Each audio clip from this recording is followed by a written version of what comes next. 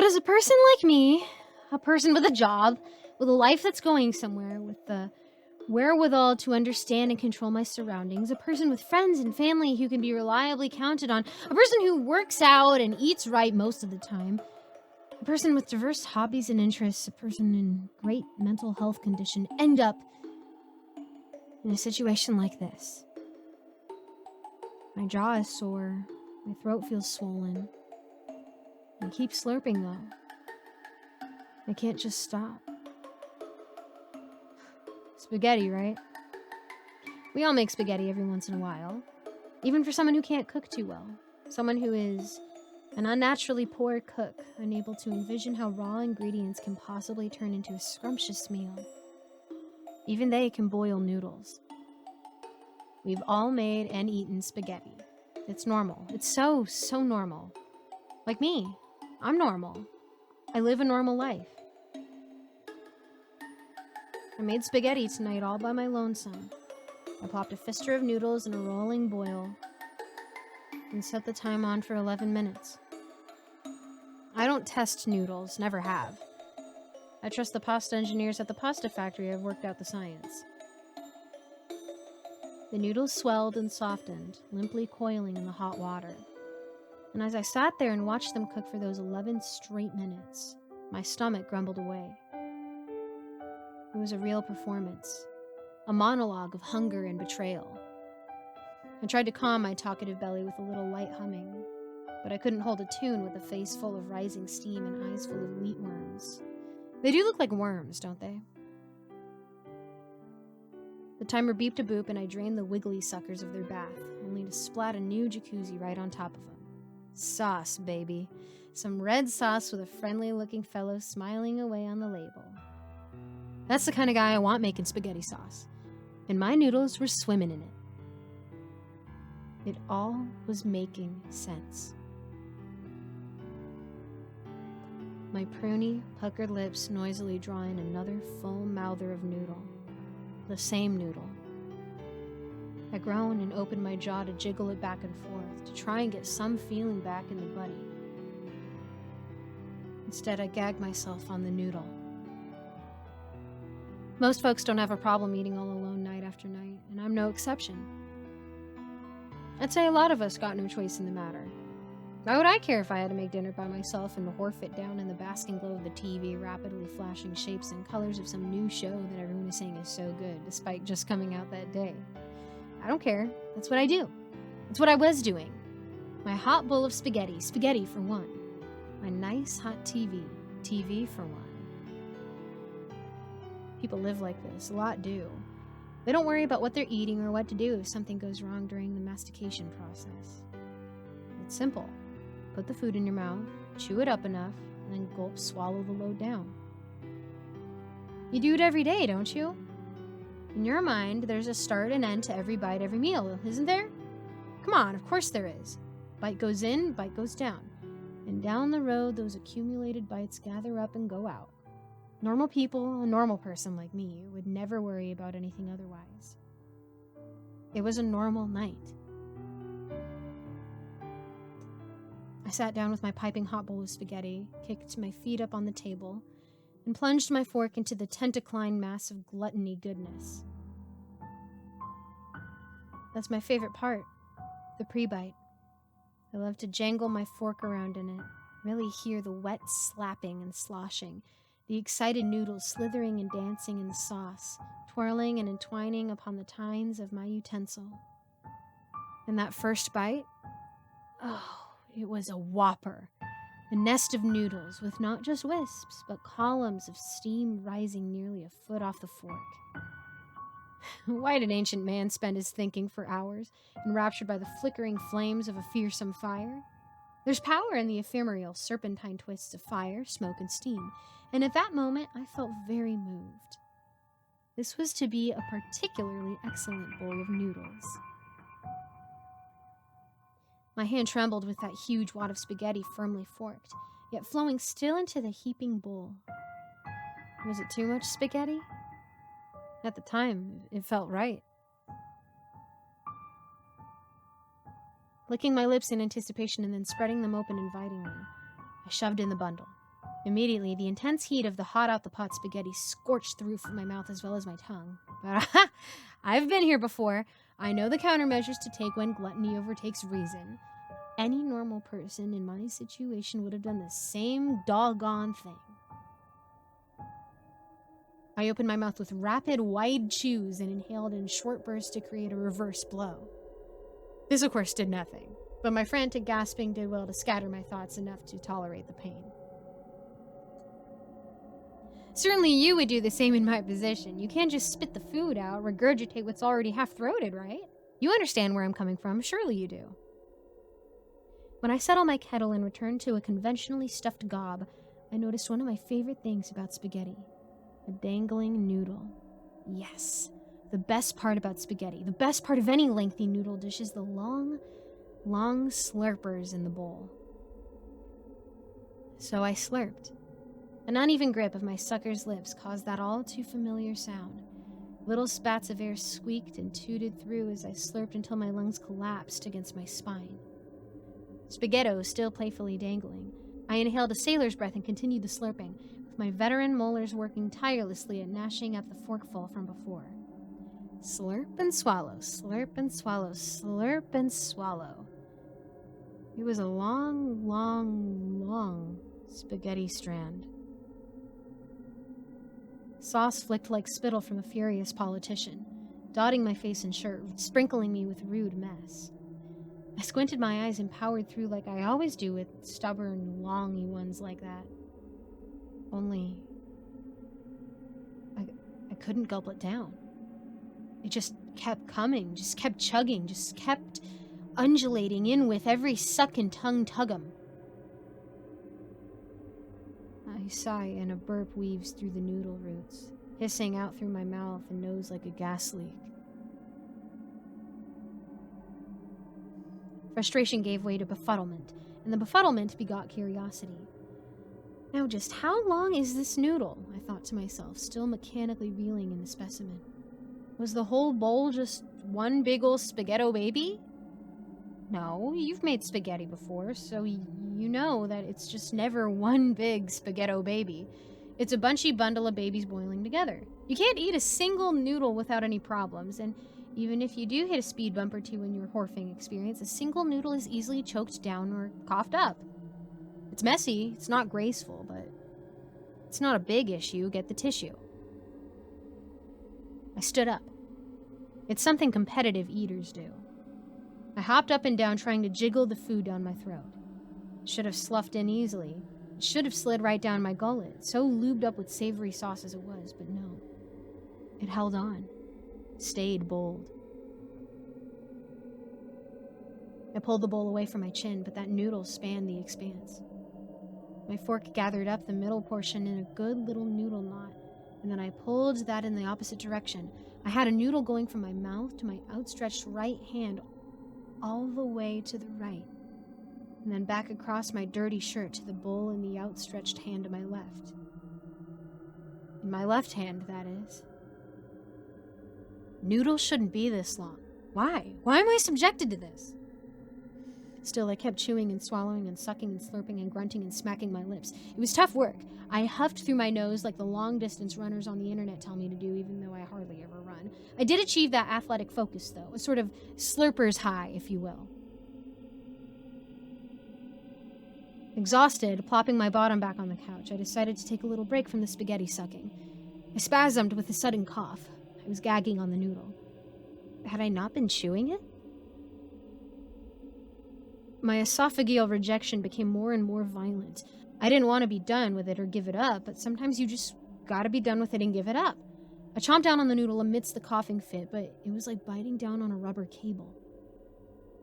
My teeth squeaked right off the surface, like eating dolphin meat, or what I imagined eating dolphin meat was like.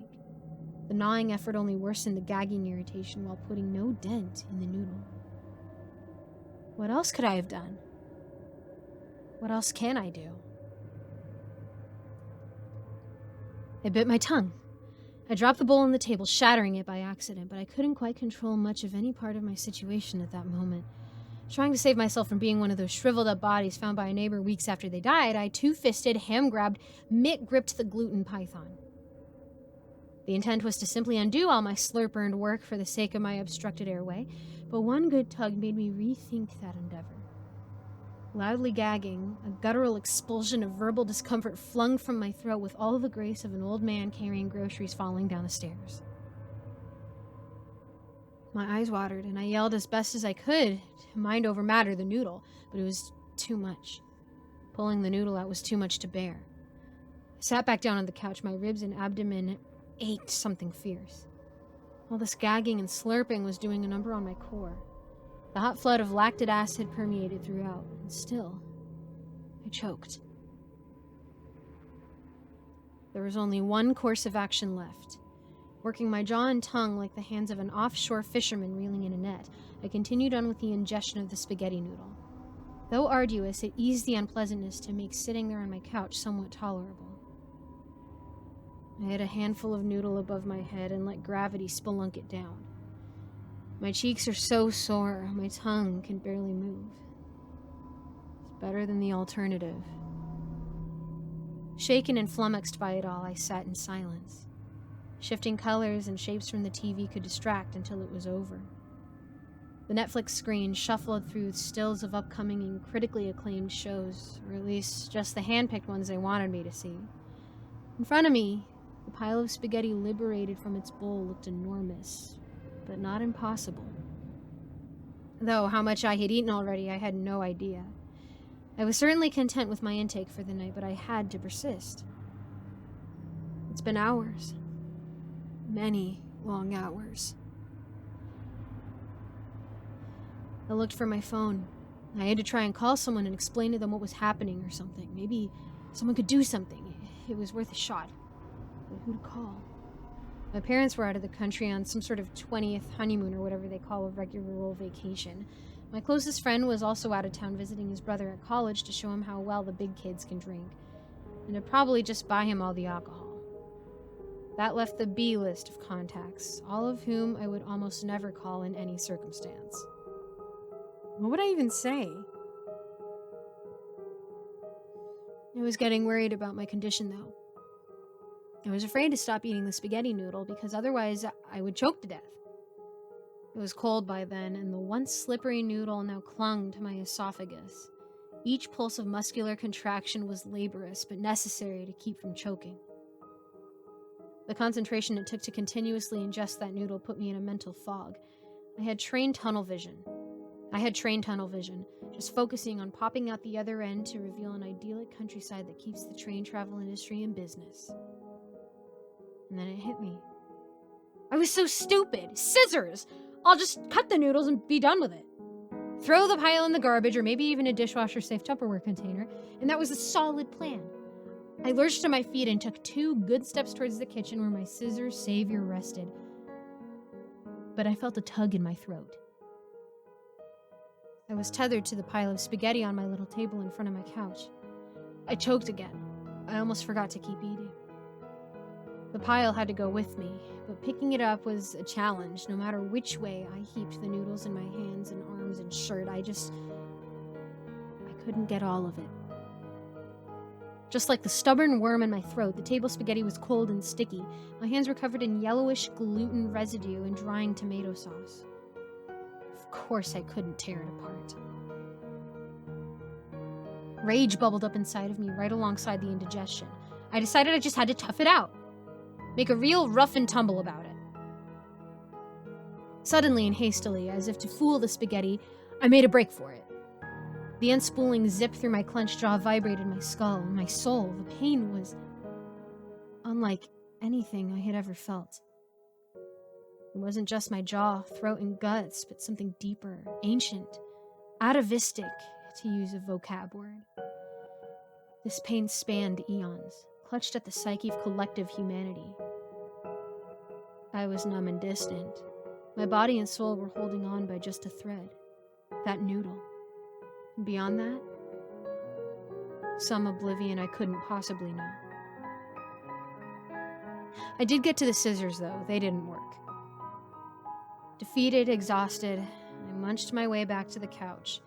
If the spaghetti tether was difficult to eat before, I had another 10 feet or so of regurgitated noodle to gurgitate again. Disgust was better than annihilation. Keep working it down. It's the only way to stay steady, to stay present, to stay alive. There will be an end. The noodle scrapes across my chapped lips like a malicious inchworm. I called my friend and hung up after one ring. What could I have said? I did the same thing with my parents. I called them again, arranging my thoughts as coherently as this wonkiness allowed. They didn't pick up. Stupid. They're 6 hours ahead vacation, right? They're old. They were asleep. I texted my friend. I didn't even bother with pleasantries. No, what's up or how's it going? No, I jumped right into it and told him the strange stranglehold of a strand of spaghetti hand on me. It was a long series of texts, and they probably made me seem like a lunatic, but he was the only guy in any position to pay attention to my situation. Sure, he couldn't break free from his brother and drive out here, but I just needed some acknowledgement. Even if he couldn't help, he could at least empathize with my situation. He sent back, spaghetti? Gargling down my strand, I replied with a yes. I don't get it, he typed. I saw the little ... of him typing again. What's with all the spaghetti emojis? What? Scrolling back up to my texts, I saw that there were just a series of spaghetti emojis and nothing more. I took a picture of my situation. I took a video of this endless strand of spaghetti, this continuous culinary cruelty, a stringy glottis torture. Spaghetti. Okay, man. I had apparently sent some clip art of a bowl of spaghetti. Was that the way it was going to be? It wasn't enough for the pasta to trap me in front of my TV, was it? I couldn't just have had a normal night. I'm weak. I'm tired. I can't sleep, though. I can't stop eating. I knew what he must have been thinking. He must have thought I was just messing with him, trying to goof him good while he was broing down with his bro. Just in case, I called him. Why did I call him? I knew it wouldn't turn out well. I thought I was forming words, but all he heard was some sort of gagging, moaning mess. A garbled joke of a call expressly meant to distract him from his fun times over there. He laughed, yeah. He laughed. He thought it was funny that I was pretending to vocally throat it over the phone. Good night, sleep tight. That was the last thing I heard from my buddy. And that was 5 hours ago. I don't know how much longer I can do this. There is no end in sight. The heap of noodle isn't getting any smaller and I'm only getting fuller. I'm fit to burst and maybe that's the way to go. Maybe that's what the noodle wants. Maybe I will just rupture my guts all over the apartment, spilling miles of spaghetti noodle. I can picture it now. An endless stream, silly stringing, flinging and whipping, looping and roping, draping and covering everything, absolutely everything here. Is that what it wants? Or is there an end? I'm laying flat on my back, fading in and out now as I write this out. It was a struggle to grab the sticky notes, the only paper I have in my apartment close enough to make the agony of pulling away from this spot possible. I don't trust anything digital. Hopefully you're reading this and I'm in the hospital or something. Hopefully this means I made it out. Hopefully I'm not just a little skeleton at the center of a mound of spaghetti. Hopefully these words are as I wrote them and not a bunch of spaghetti noodle squiggles. Who am I kidding, though?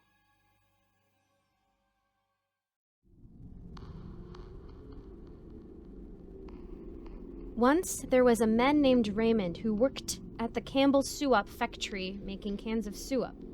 Raymond had a fat, mean wife who he was always fighting with. One night, they were fighting, and Raymond sniped and killed his wife. Raymond goes insane and take her booty to the Campbell Suop factory and chop it up and put it in cans of suop, and everyone eat the suop and also eat his wife, but they didn't know it and think they are just eating suop, but no, they actually eating Raymond's wife. Raymond kept working at the Campbell Soup factory, but one day a cow worker make fun of him because Raymond had an ugly face, and Raymond sniped and killed him and cop his body up into soup and put it in cans like his wife. Then one day, the president of the Campbell Soup factory come by to inspect the factory, and he opined a can of soup, and there was an eyeball in it. And the president was scared and said, OMG, someone is crazy and killing people and making their bodies into soup. And Raymond murdered the president and cut his body up, and he run away from the Campbell Soup factory, but he get catched by the police and put in insane asylum. But one night he escaped and did appeared, and none ever see him again. But legend has it that Raymond is still out there somewhere and might be working at a different Campbell Soup factory and still killing people because he's still crazy and making them into soup. So, the next time you eat can of soup, you might be eating one of Raymond's victims, and you never even knew it and think you just eating soup, but no, you actually eating people!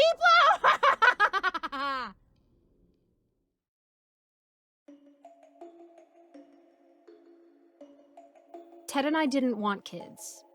We were happy with the idea of growing old together with just our pets as our children.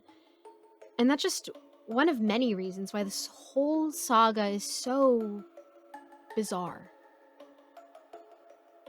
We were out shopping one day, and Ted disappeared. I opened the dressing room door to ask if the pants made me look fat, and he wasn't there. Rude, I thought. The least he could do was tell me he was going for a leak. I waited for him for so long that the store attendant asked if there was a problem. In the end, I scoured the entire mall and parking lot until I finally called mall security and then the cops.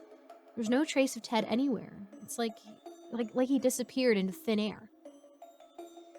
And then, exactly 9 months later, Ted appeared in our backyard holding a baby. He looked normal enough on the surface, but when he changed out of the hospital gown he was wearing, I noticed a long red scar just below his stomach. So I asked him what happened. Did they take your kidney or something? He just chuckled and shook his head. No, I had a C-section. I thought he was joking. But then he bent over the baby lying on our bed and crooned, "There wasn't any other way out, was there, Schnookums?" What? Whose baby is that? I asked, crossing my arms. And he just goes, "He's ours, Mal. Do you even need to ask?" Ted, you can't have babies. You have a penis. And then he just laughs again and says famous last words, and then cradled the baby in his arms. Yeah, I have no idea what to make of it all. It seemed like Ted had been hit in the head with a baseball bat one too many times. I tried to get him to go to the hospital, but he refused, and he was just so stubborn that I eventually gave up. Shortly after, I started finding my sports bras missing. When confronted, Ted eventually admitted to taking them. Why? I asked. And then Ted looks all guilty and says, "Well, it's just..." And then he lifted up his shirt and undershirt to reveal my favorite sleeping bra. There were 2 circular damp patches directly over his nipples. That explained where the baby's milk was coming from. Ted finally let me take him to a doctor. And the results were mind-boggling. Dr. Vaughn was all, "I can't believe this. This is a medical impossibility. It's a miracle." Ted just beamed with pride. And then he started lactating again and excused himself to go pump his breasts. Sadly, Dr. Vaughn died in a freak lightning storm later that day. With the late doctor's assessment, I have to admit that my husband's crazy claim about carrying a baby to term was true. But what I couldn't accept about his story was how it happened. According to him, he was abducted by aliens. He was waiting for me to come out of the changing room, preparing a comment of how ravishing and thin I looked when a beam of light appeared over his head and sucked him up to a very bright room filled with highly advanced technology faster than he could say Roy Rogers. I've never heard you use that expression before. And then he just goes, I learned a lot of new things over there. The aliens are fond of classic cowboy films. They showed me a lot of those. He also learned that the aliens were fond of the ancient Mayan civilization and the singer Grimes. So what do they do to you in there? On the UFO or whatever? The mothership, he corrects me. Well, first they ran some tests, stuck some tubes in me, and probed me everywhere. It wasn't as bad as I was expecting. They use these high-tech devices that don't cause any pain. The probe felt quite nice, actually. Ugh, I rolled my eyes. And then they asked me if I wanted any kids. I said no, and they asked me if I meant that seriously. And I had time to think about it, and I eventually realized, yeah, actually, I do want kids. He sniffled a little as he watched our son, Theodore, play with his stuffed donkey. So I said to him, you could have told me that, Ted. I thought we were on the same page. I did too, Mal. It's just, I guess when you have work, a marriage, and pets, all those things to fill your days with, you don't have enough time to just think. Being on the mothership gave me some clarity. So you asked the aliens to knock you up. Not in those exact words, but they did give me a child, yes. Okay. The aliens hadn't told him exactly how they created the baby or put it inside him. All he knew was that he underwent a procedure while knocked out on alien drugs and found himself increasingly pregnant as time went on. He worried about how I'd react, but the aliens assured him I'd come around. And just how do the aliens know that? Ted just smiled at me. The aliens know everything, Mal. Ugh. As you might expect, there are tons of other questions, like what the aliens look like, how they found him, why, whether the baby was even human. But Ted claimed he didn't remember much aside from random details here and there. He said the aliens wiped a good chunk of his memories before they sent him back down, as it was dangerous for the human race to know too much about them. Dangerous for them or for us? For us. Definitely for us. Aside from, well, everything else, I was worried about the kid, Theodore. He grew freakishly fast. He was walking after only 6 months and started speaking in full sentences when he was less than a year old. By the time he was 4, he was fluent in Latin and repeatedly beat the computer at chess. We didn't know exactly how smart he was, since Ted was adamant to keep his gifts a secret from the world, but I wouldn't be surprised if he ended up in the Guinness Book of Records. Not only that, he obviously wasn't our biological child. I have brown hair and brown eyes, and Ted has black hair and hazel eyes. Theodore has white blonde hair and irises so dark you can't tell where his pupils are. Even the eye doctor thought that was weird. After that, Ted refused to take him to any doctors. That didn't matter, though, as the kid never got sick anyway. Not only was he never sick, he never got injured. Once, he fell from the roof. Don't ask why.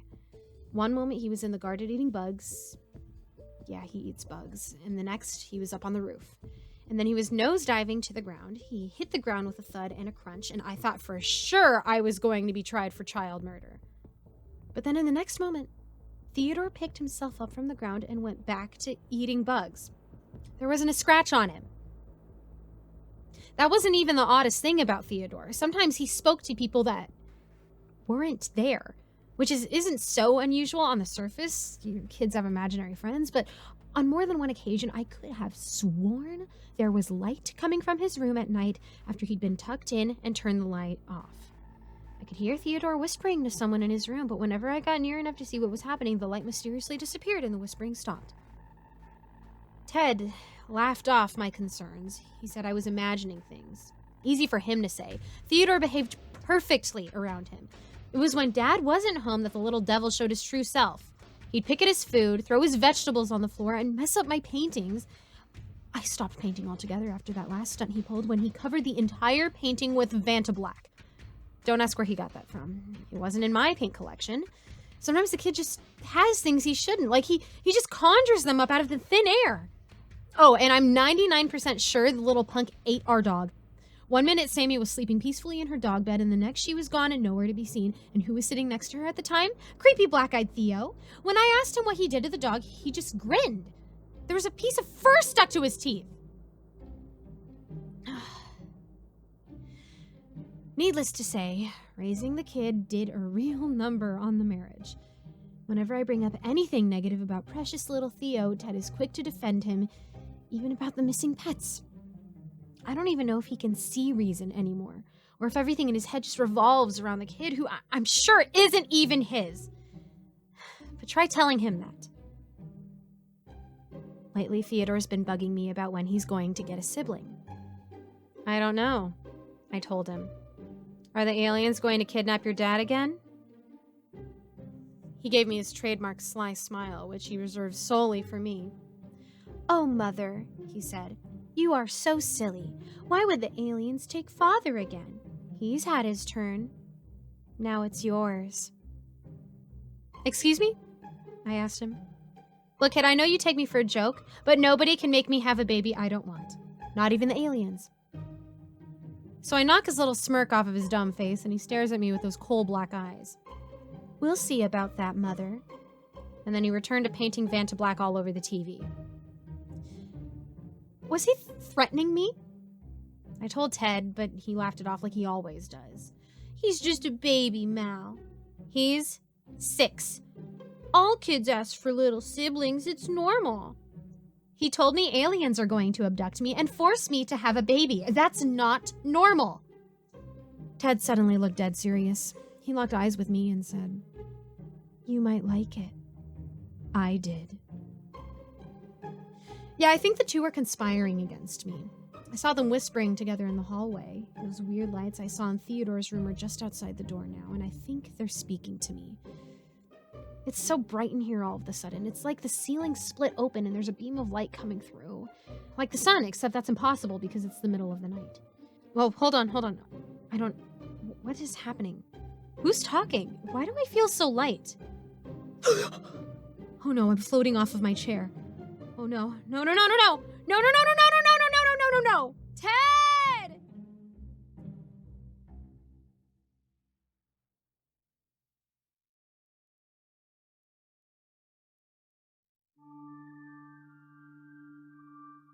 Don't keep scrolling because of the silly title.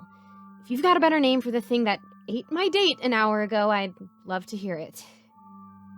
Mainly because that means you might know how to kill it. This would be useful information because that thing followed me home. As the title says, it's a butt vampire. I literally cannot think of another name for it. It stopped Benji and I when we were walking home from the restaurant. In case you were wondering, Italian and delicious.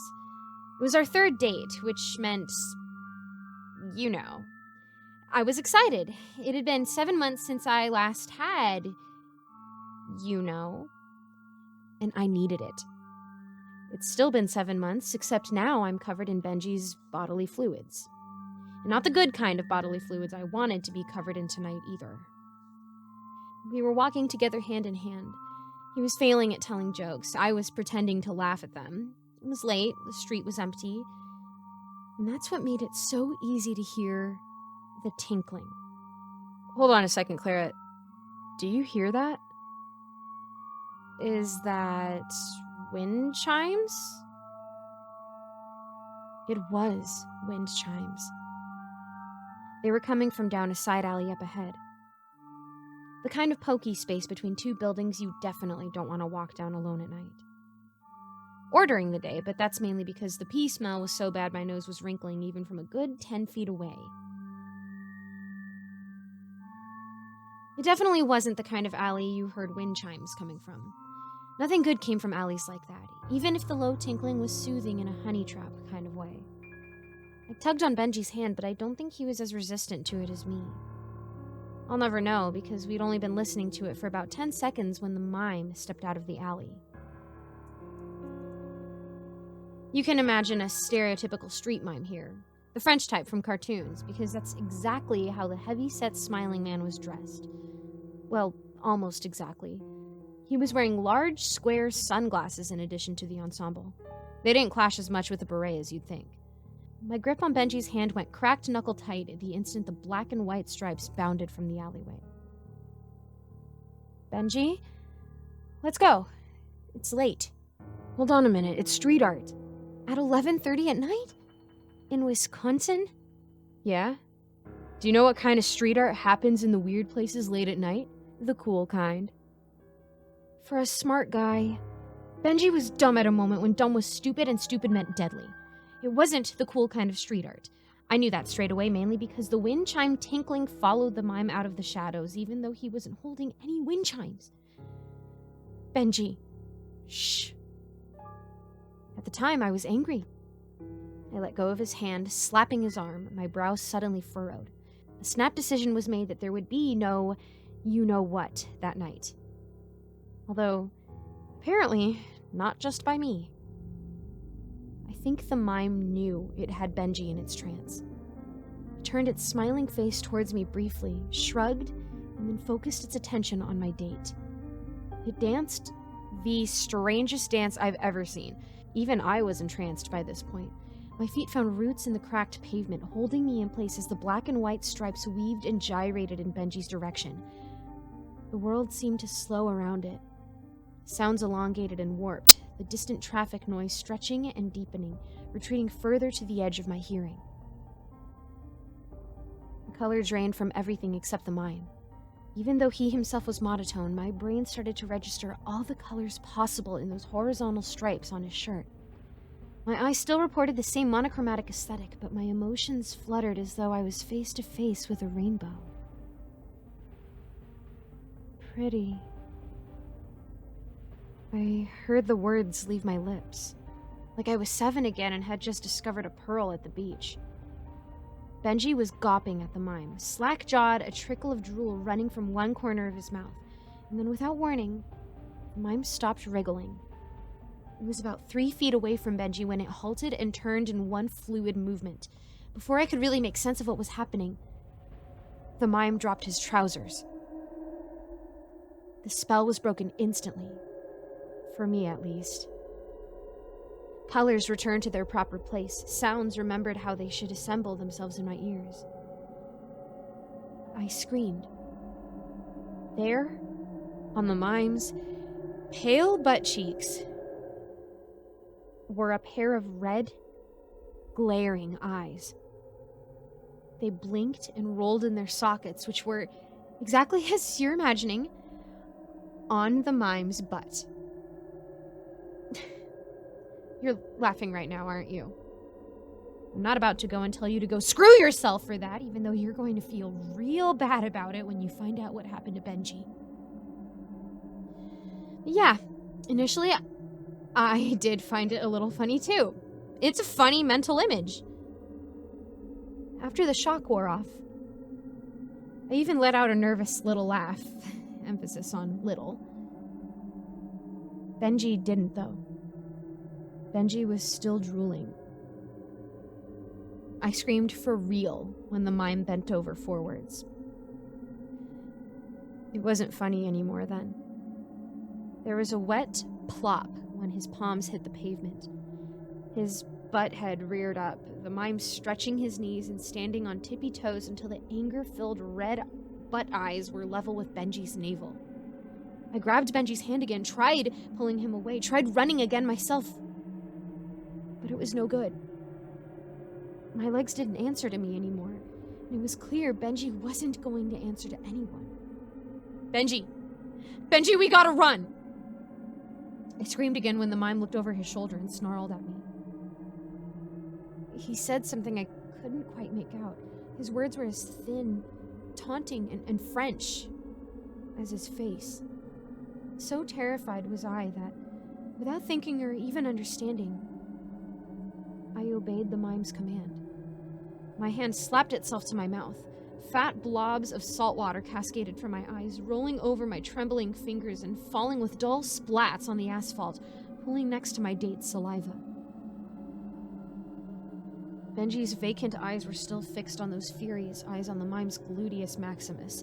Drool was still slithering from one corner of his mouth. He was smiling.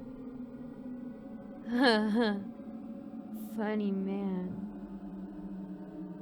My date was swaying back and forth ever so slightly. His clammy palm didn't react to mine trying to grab and pull it. That's why when those butt cheeks clapped themselves apart, he didn't react. I did. My feet were still glued to the paving slabs, so I didn't fall as much as bend over backwards at the knees. I was screaming for a third time, although now I was far too horrified by the mime's rear to pay any attention to the French expletive snarling from his face. Something shot out from between those cheeks. Something long, wet, and organic. Something that looked almost like a length of lower intestine, if lower intestines were lined with thousands of needle-like teeth. The spell on Benji was broken the moment it latched onto his belly. Unfortunately, by then, it was far too late. Ow! Clara, what? Oh my god! He was screaming by the time the sphincterous tube began pulsing and heaving. I could tell Benji's feet were just as rooted as mine. He didn't fall when he passed out, but curled in on himself. A shivering man mushroom hunched down before those glaring red eyes. Slipping into unconsciousness meant his screaming stopped pretty quickly. Mine didn't. I was screaming throughout the long minutes the toothy intestinal trunk sucked and squeezed at Benji's navel. The high-pitched shrieks were uninterrupted for every second of Benji getting smaller and smaller, continuous and unabating as I watched the mime's belly swell and stretch, buttons pinched off his stretching shirt. He was speaking in French again. The mime's French rambling took on a nauseating undertone as Benji deflated. The kind of heavy breathlessness I'd planned to be panting with myself before my romantic evening turned into a horrific nightmare. I watched, unable to stop it, as lumps of Benji moved down the long tube, squeezed and squelched along, the bumps marching along its length like unattended infants in the belly of an anaconda. My screaming had developed into sob-peppered, panicked gibberish by the time the mime was finished. There was a final loud slurp, a prolonged, low, wet noise that echoed down the street of empty car showrooms and closed stores. With one movement, the mime's trunk sucked up Benji's empty skin, swallowing the last remnants of my date up into the mime's bowels. I was still babbling in tongues when the mime pulled up his pants. It didn't stop when he sat down on the sidewalk opposite me, patting his distended, swollen belly. He's still speaking French. Then the mime did something horrifying. He smiled at me. It was then I realized the other inconsistency. His teeth weren't teeth. They were nubs of hardened sinew on a muscular membrane, one that stretched between his lips, folding out of sight when his jaw wasn't open. But if he had no throat, how was he... My question was answered when he removed his sunglasses. I didn't have screams left in me anymore.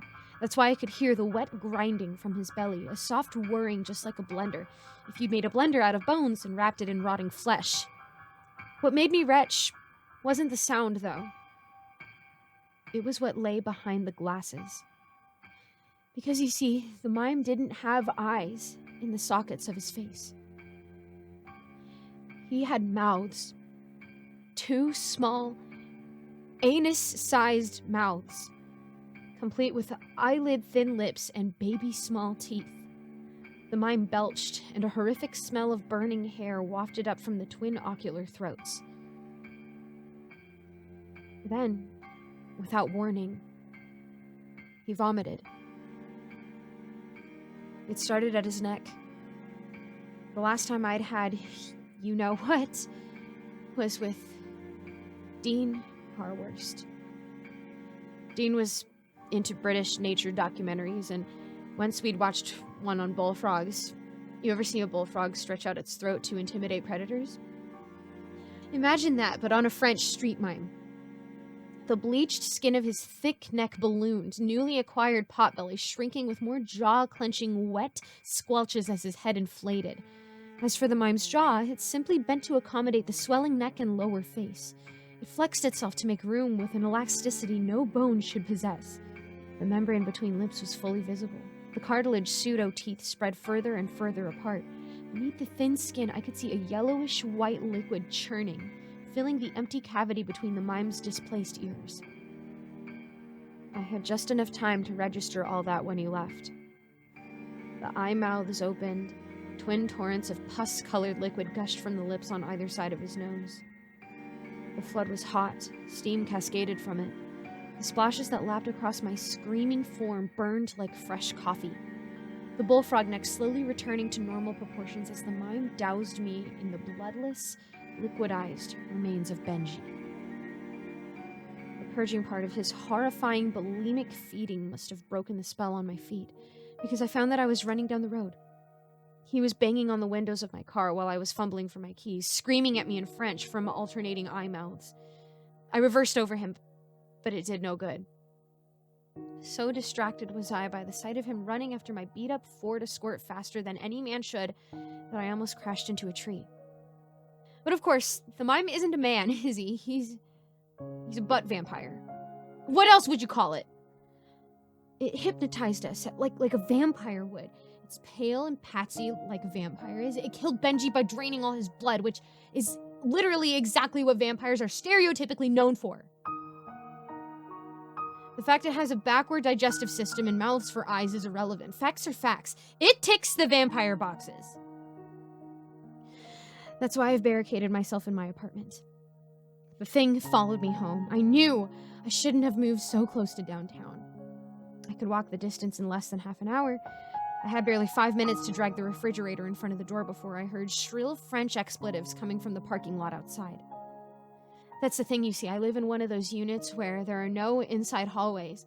Every front door opens to the outside world. If the butt vampire is indeed a vampire and not but something much worse, I'll be safe when the sun rises. If not, then, well, I'm screwed, aren't I? That's why I'm posting this. If you've come across a butt vampire before and it's not a vampire, please let me know. I've been sharpening a stake on the off chance it's one of those vampires that sunlight only slows on but doesn't kill. I just thank God I live in the kind of neighborhood where the crime is bad enough for barred windows and doors that don't screw around. So yeah, a butt vampire ate my date. It's outside my apartment right now, shrieking at me to open up. It'll be done in an hour, and if it's not gone by then, I'm gonna have to deal with it. So anyone got some good tips on how?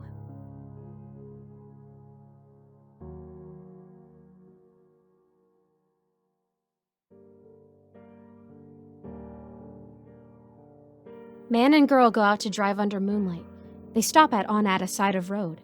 He turned to his girl and say, "Baby, I love you very much." "What is it, honey?" "Our car is broken down. I think the engine is broken. I'll walk and get some more fuel." "Okay, I'll stay here and look after our stereo. There have been news reports of their stereos being stolen." "Good idea. Keep the doors locked no matter what." "I love you, sweaty." So the guy left to get fuel for the car. After 2 hours, the girl say, "Where is my baby? He was supposed to be back by now."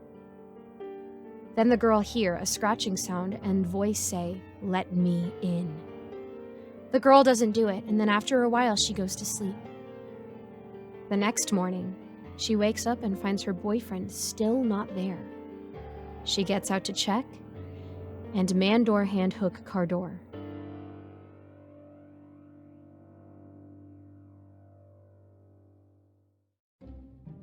"You're late, Private!" Sergeant yelled at me as I rushed to my station. "Sorry, sir. Boys duct taped me to the bed again. Took me." "What was that, Private?" "Sorry, sir. Boys duct taped me to the bed again."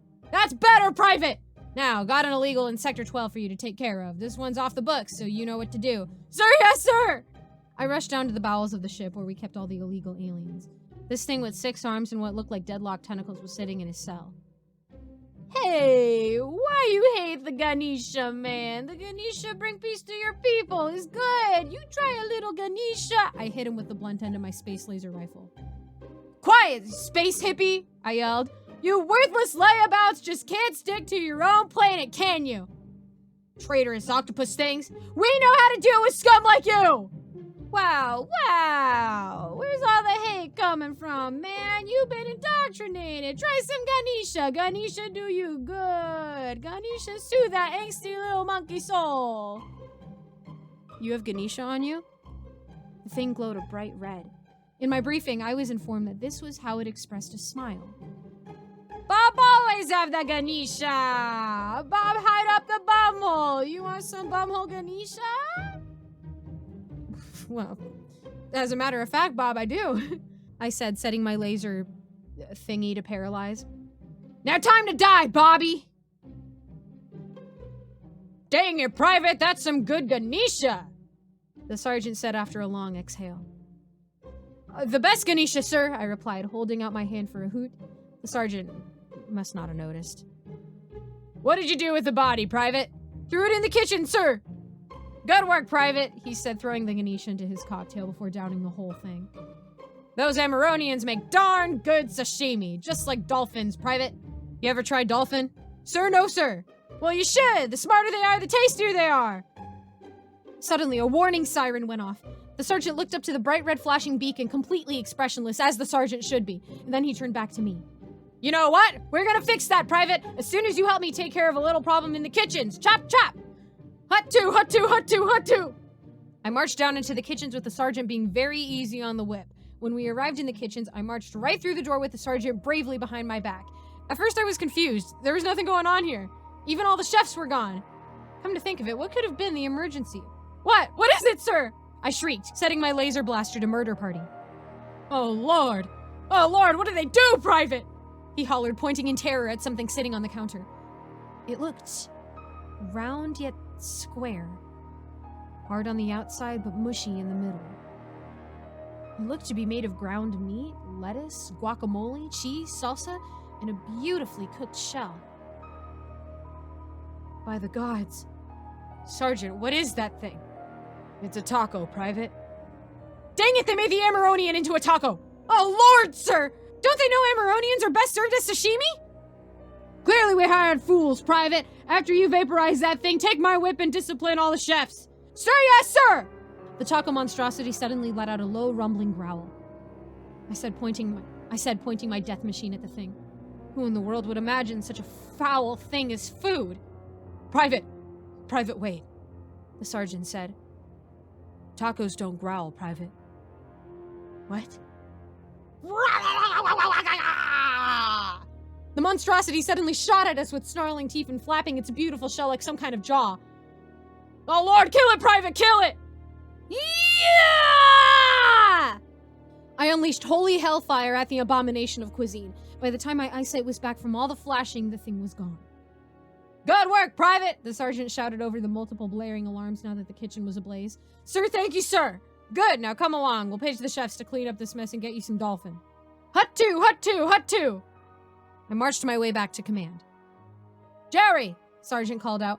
We're gonna need some more dolphin, Jerry, and maybe some more Ganesha. That's 2 minutes ago, Jerry! Get to! We entered command and stopped dead in our tracks. The taco monsters. They were everywhere. All the superiors were running around and screaming in ways superiors should never have to do. Blood was flying around the room. It was gonna mess up the keyboards! Oh my God! I cried out in terror. Holy smokes! Sergeant yelled out. They're everywhere, Private! Blast those primitive excuses of a meal! Right on it, sir! I called back, setting my boom boom machine to may explode. Major Tom looked up from behind his hiding spot and his eyes shot wide. No! Too late, Major Tom! No more songs for you! I pulled the trigger and the room exploded in beautiful, beautiful death shrapnel. The screaming and running and the bowel emptying were all done, but a few of those blasted tacos survived. I saw the critters scampering away into the little nooks on insects' legs emerging from their shells. Dang it, Private, they got away! Shouted Sergeant. I quenched in anticipation of the whip. You should have set it to nuclear, Private! Nuclear! I didn't want to risk breaking the windows, sir. For Major Tom's sake, Private, we can always get new windows. Jerry! Where's that dolphin? Also, I want a full analysis on the locations of the tacos. Jerry appears to be dead, sir. Dang it, Jerry! Private, mark him as dishonorably discharged. Also, find out if anyone's still alive. A bloody, shaking hand slowly rose up in the air. I... I survived, sir, Lieutenant Terry said in a shell-shocked voice. Terry! Sergeant commanded like the true senpai he was. Find the tacos, chop chop, and I want good news, Terry! Terry slowly and unprofessionally lifted himself to his feet. He then stumbled his way towards the security console, nearly slipping on a pool of blood. Never gonna make it far with that attitude, Terry. He logged on and started booting up the security system, and then I watched his face go pale. There. Oh, God. The spread throughout the entire ship, sir. The whole crew will be... Oh, God. Dang it, Terry! Sergeant yelled, taking out his discipline pistol and shooting him in the head. I said I wanted good news! Private, Terry's dishonorably discharged. Now get on there and give me some good news! Right away, sir! I shoved Terry's body out of the chair and jumped on the console. Good news, sir! There only appears to be about 100 of them. Also, Terry was hiding some space crack in his desk. Give her here, Private, commanded Senpai Sergeant. What now, sir? Now, Private. We get high as balls. Are you scrubbing that blood, Private? Sir, yes, sir. Blood is scrubbed and the floor is mopped. No mop, Private. Toothbrush. You can have a mop when you're sergeant. Sir, yes, sir. Throughout the halls of the ship, the men screamed and the taco monsters roared. Gunfire and explosions echoed towards us. Also, I could smell a bit of smoke. Permission to ask a question, sir. Permission denied, Private. We ain't wasting this space crack. This is cleaning time, boy. But, sir, shouldn't we help the men deal with the space tacos before they kill us? I said permission denied, Private. Don't make me get out the way. Besides, if those sapsuckers can't deal with a few murder tacos, I don't know why we train them. Excuse me, is this the SS poop poster? A voice suddenly said over the intercom. Sergeant Senpai suddenly went pale. What is it, sir? Shh! He hushed me, running up to the window to peer out. He looked into the void for a few seconds and then jumped back in horror. Oh, dear God, Private. What? What is it, sir? Space moderators. Space moderators? Yes, Private. The most horrifying things to roam the great vacuum oceans. They're bloody bureaucrats, Private. The most fun-hating, rule-loving creatures to ever exist. They feed on dead dreams, Private. Dead dreams and the tormented anguish of souls unlucky enough to fall into their wake. Hello? We're sorry to bother you, but we received a distress call from your ship. Is everything okay over there? I felt a shiver run down my spine as the thing spoke over the intercom. God, they sound terrible, sir. Keep your voice down, Private. Maybe if they don't hear us, they'll go away. Look, we really apologize for the intrusion, but we just want to make sure that you're okay. If you're hearing this, we're going to be boarding your ship shortly. Private, they're coming! Oh God, what do we do, Sergeant? Quick, to the boarding dock! Triple pace, Private! Hut-two, hut-two, hut-two! The entire ship was in utter chaos. Crewmen were running and screaming everywhere. Shots were being fired, lots of things were being on fire, and several of those taco monsters lunged at me from the shadows. Sergeant did not go easy on the whip, but I understood.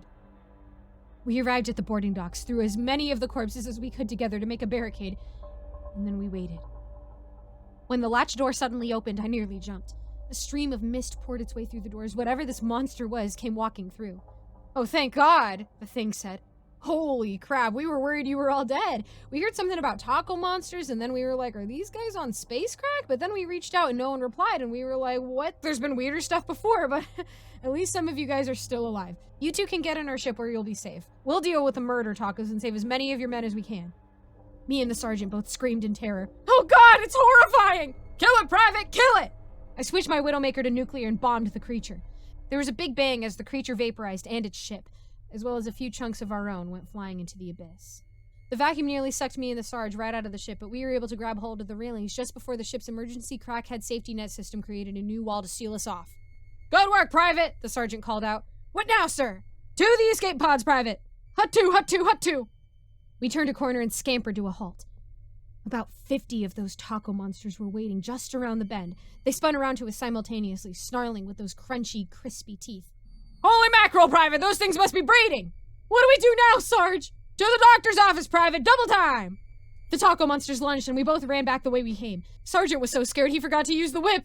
The thing snapped and jumped at us. One bit me on the heel, and I felt a thick pool of spicy sauce being injected into my leg. I yelped and kicked him off.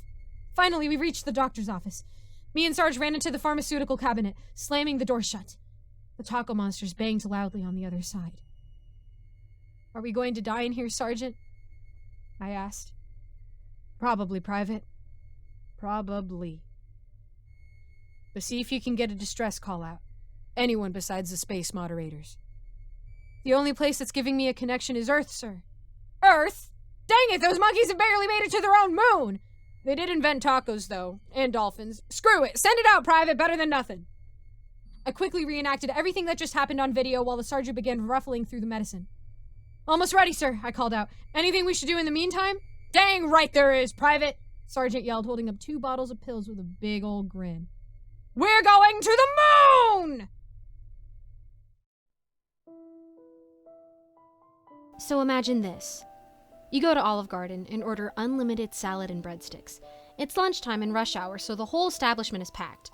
The waiter brings out your breadsticks, and you start to eat them while waiting for your salad. Halfway through finishing the basket of breadsticks, the waiter comes to your table with the salad. He sets the bowl down onto the table and pulls out a cheese grater. Would you like cheese on your salad, sir? You oblige and tell him yes, and he starts grating the cheese onto the salad. Tell me when to stop, he says, the generic waiter smile on his face.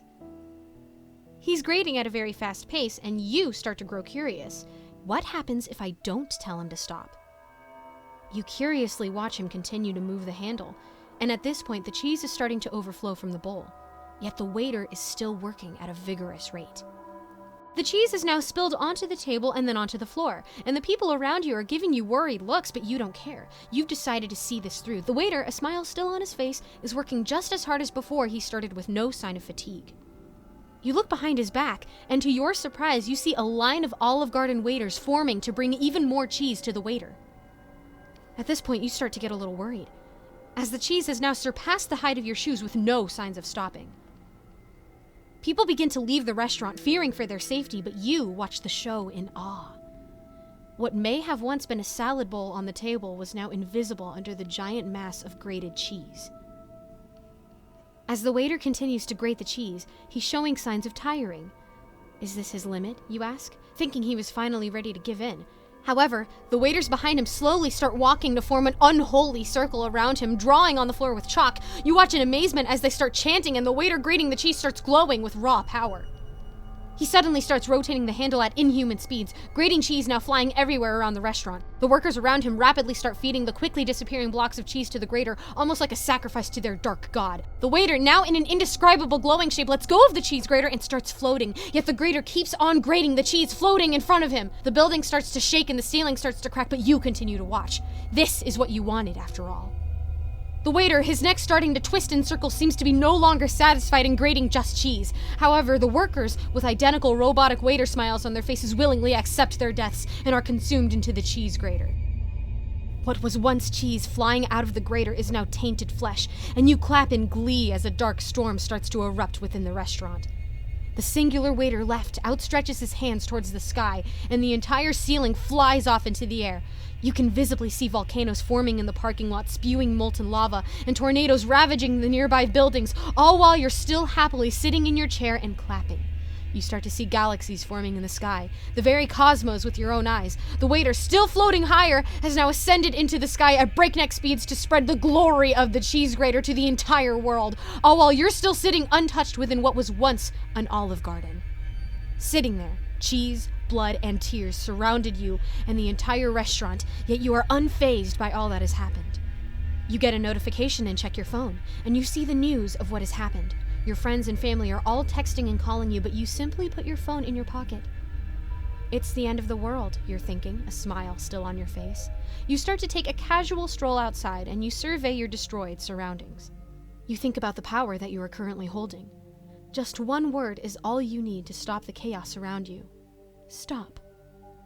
But why would you stop now when you've gone this far down the rabbit hole? This is just too fun for you. You know for a fact you'll be unharmed in the aftermath of all this. After all, you're the one who started it all. But as you continue walking, you start pondering on what you really have done. The Earth. Its trees, waters, and mountains, humanity, all of its progress, accomplishments, its history, all of it has been built up for millions of years, yet one Olive Garden order later, all of it has been undone. Is this really the right thing to do, you ask, now second-guessing yourself? The voice in the back of your head starts whispering to you. Really?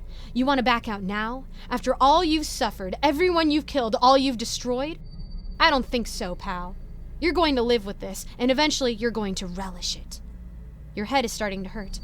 You can't think straight anymore. You start to scream, your body in agonizing pain. Tears are streaming down your face as you try to resist the negative feelings. You cry out one last time, and suddenly it all just stops. The pain, the fear, everything. You slowly stand back up, and you feel nothing. No. You feel something. Something strange.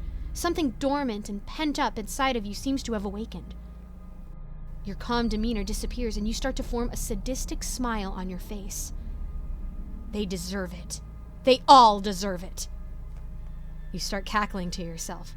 It's what they deserve! Every single one on this damn floating rock has taken everything from me! You yell suddenly. Revenge and hate is all I have. It's the only thing I need, you tell yourself.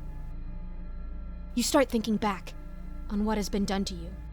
Society has spit in your face. You've been shunned, kicked down, rejected, yet all you've ever wanted was to be accepted. Your friends have exploited you for your kindness. Your family has abused you and then thrown you to the curb when you weren't useful to them anymore. All you've ever wanted was love and kindness. But all you've ever gotten was rejection. You don't care who you have to hurt. The whole world has to pay for letting you hurt like this. Everything you've suffered has led up to this point. It's all worth it. Right? No. You know it in your heart. There is no satisfaction in this. All you feel is a deep emptiness. You stand up, still sobbing, and look up to the sky. Your voice is unable to properly come out, yet you still manage to utter a single word while you close your eyes. Stop. You open your eyes once again, and you find yourself sitting in that same Olive Garden booth as before. But this time, everything is back to normal. You lift your head off the table you were apparently sleeping on, and you see the waiter walking towards you with your salad. He places the bowl on the table and pulls out the cheese grater. "Would you like cheese on your salad, sir?" he asks tentatively. You smile and gladly tell him, "No, I'll be all right without it." He gives you a smile, then suddenly grabs your shoulder. "Who said you had a choice?" he yells out, and proceeds to grate the cheese like before onto the salad. Distressed, you try to grab the grater out of his hands, but he has an iron grip on it. "This is your fate. You cannot change it, you fool," he tells you, and then suddenly the other workers rush out behind you and grab you, tying you to the chair. "No, no, no, this can't be happening again," you cry out, but the other workers, still smiling, gag you with an Olive Garden napkin as tears start to stream down your face. What have I done?" you think to yourself, and you close your eyes as you feel cheese starting to envelop your body and hear the screams of the customers in the restaurant as they try to escape their inevitable. "Stop! Stop! Stop!" you try to yell out, but you're unable to. Your eyes start to close, and as cheese is filling your nasal passages, you tell yourself to sleep. It's the only thing that can ease the pain. You slip out of consciousness, and then just like that, you die. Along with everyone else on Earth, you're part of an extinct species on a now cheese-covered planet. No longer inhabitable, and no longer recognizable. The singular waiter proceeds to fly into space to spread the contents of the cheese grater, and nobody will ever be able to stop him. Eventually, all of space will reach a state of infinite mass from all of the cheese. Planets themselves will be sacrifices to the cheese grater, and space will eventually blend and implode on itself, causing a black hole the likes of which nobody has ever seen before. Everything will be consumed, and everything will die. There is no future. Only Olive Garden cheese grater.